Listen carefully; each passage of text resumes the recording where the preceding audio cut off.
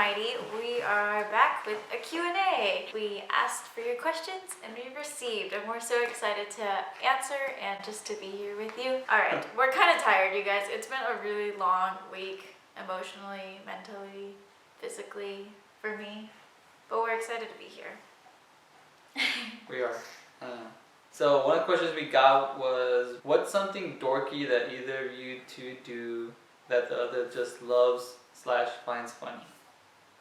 Now let Susan go first. Oh, I think for me, I love it when you just randomly start dancing. Like, I don't even think there will be music, and you'll just randomly start pulling out some dance moves. I'm like, what? Pretty good too. Like, what are you doing, you weirdo? I have so many videos of him just dancing, and I catch him, and he's like, oh, well, yeah, that just happened.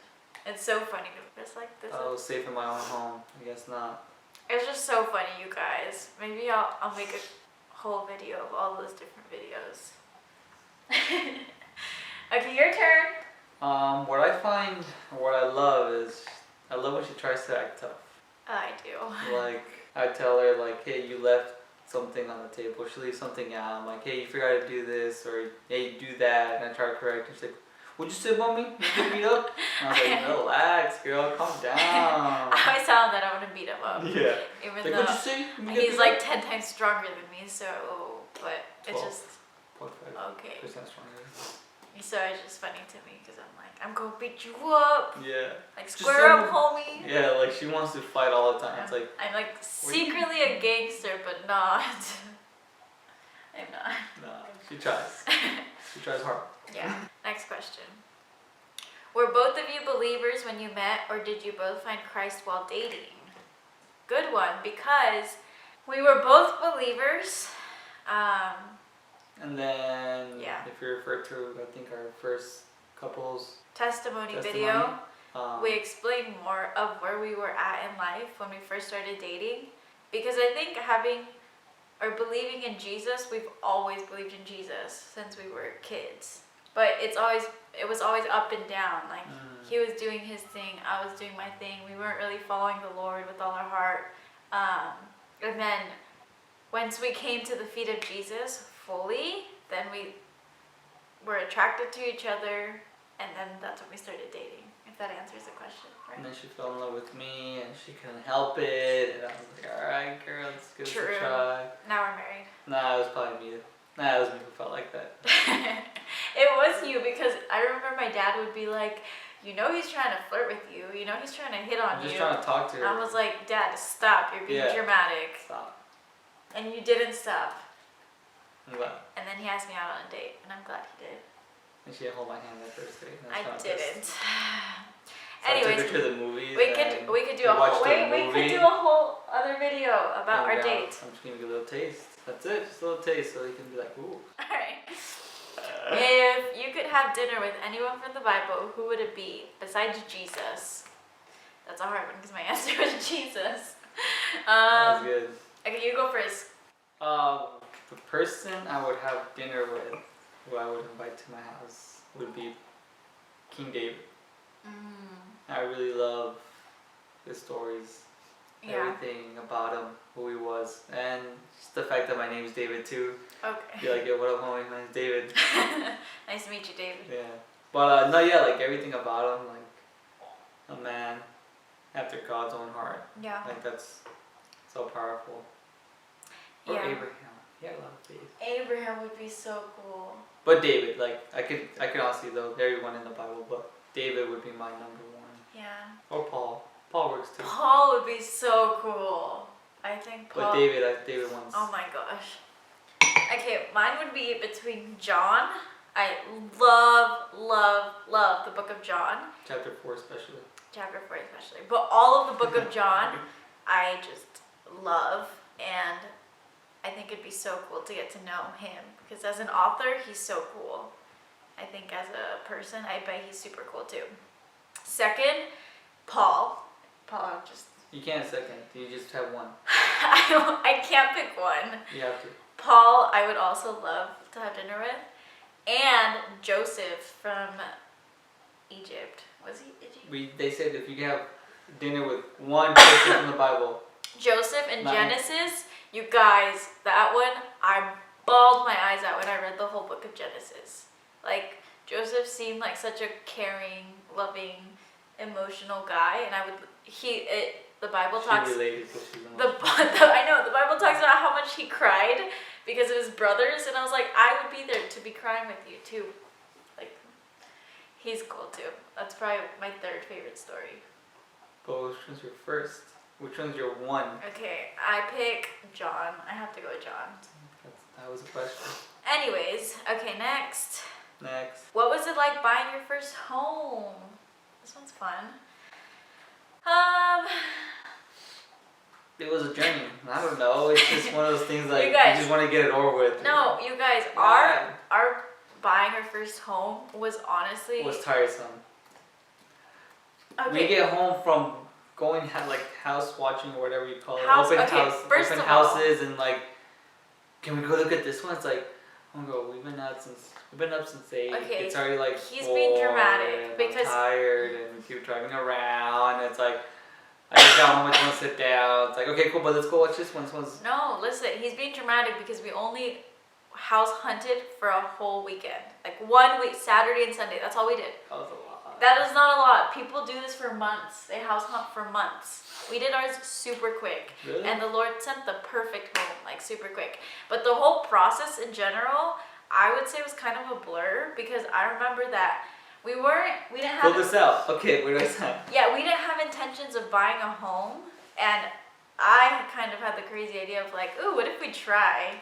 So my aunt was a real estate agent, which was a blessing because she was super quick, super direct, and super trying to find the best deal or the best options and just looking out for us.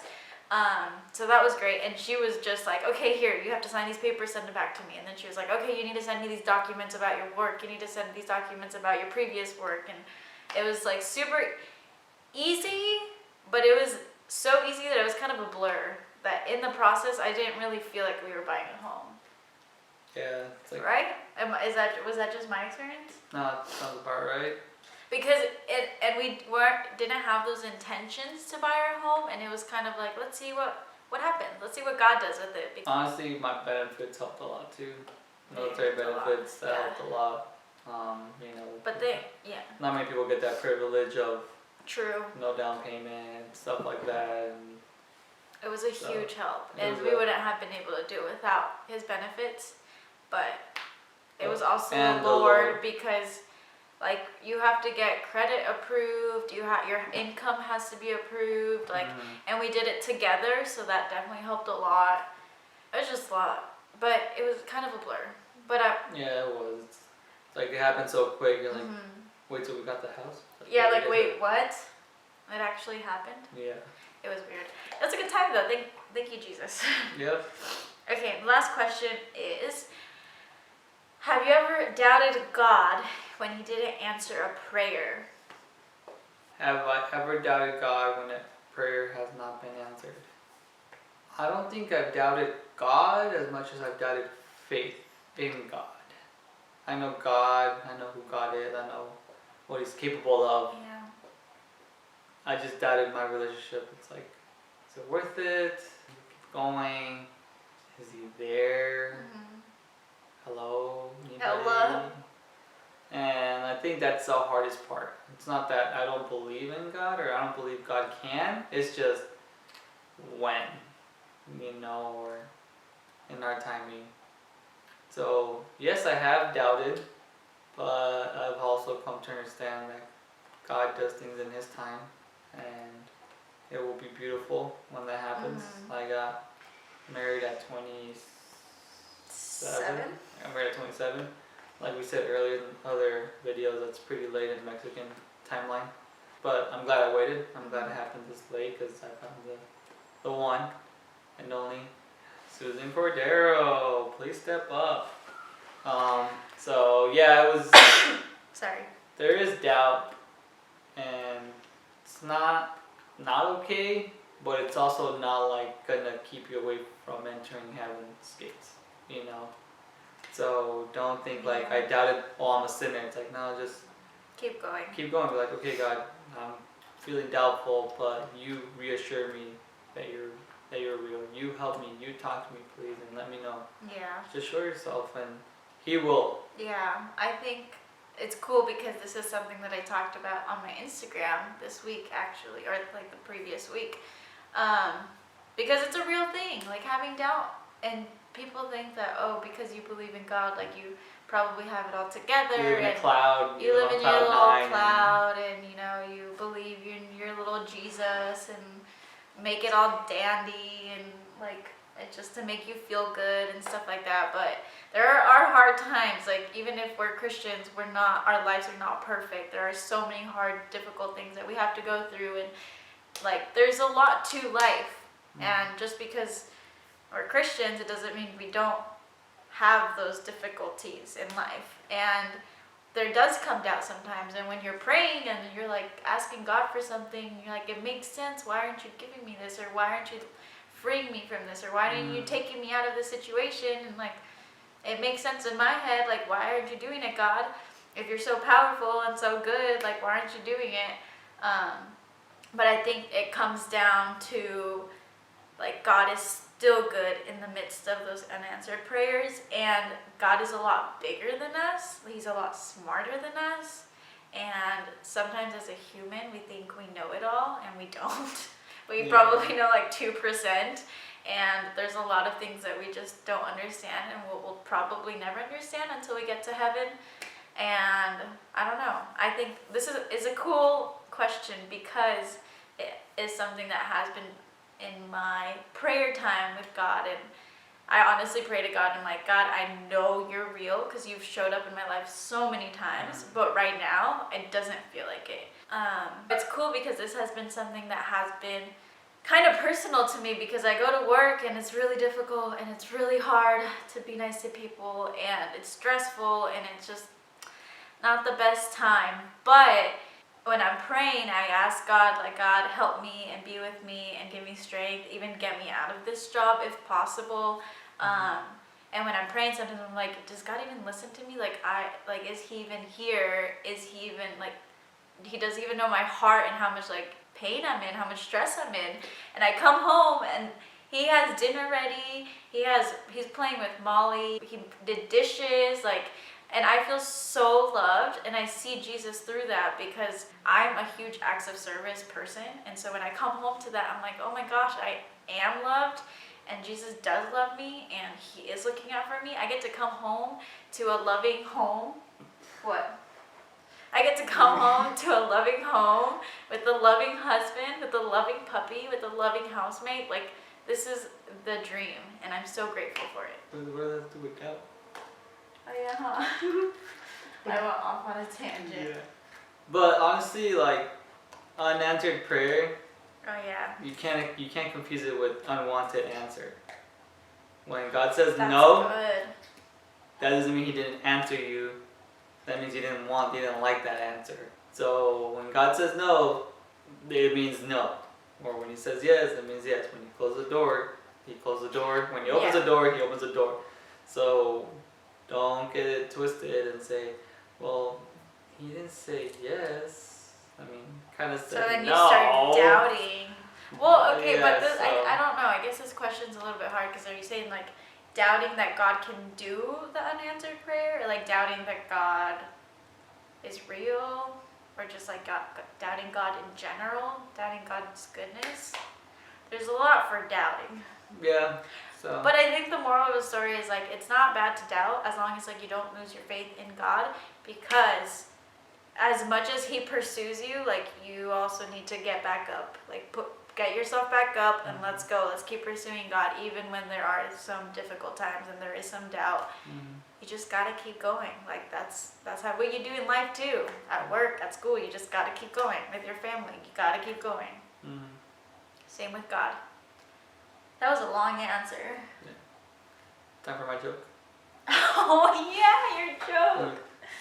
Alright, so this week's joke.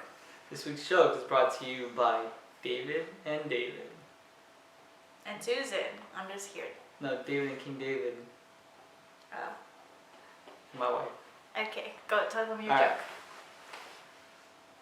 Did you know that the first French fries weren't cooked in France? They weren't cooked in France? They were cooked in Greece. Oh my god. Greece. Good. Greece. Yeah? You like that? She's tired. I'm actually so tired. But that was actually pretty funny. Yeah, it's hilarious. I didn't even catch like the in Greece. The Greece part, I know. Good job, babe. Good job. Hope you guys enjoyed. Hope you guys enjoyed it. Thanks for watching. Subscribe. Comment down below. We love you. See you next Tuesday. See you next Tuesday. Bye.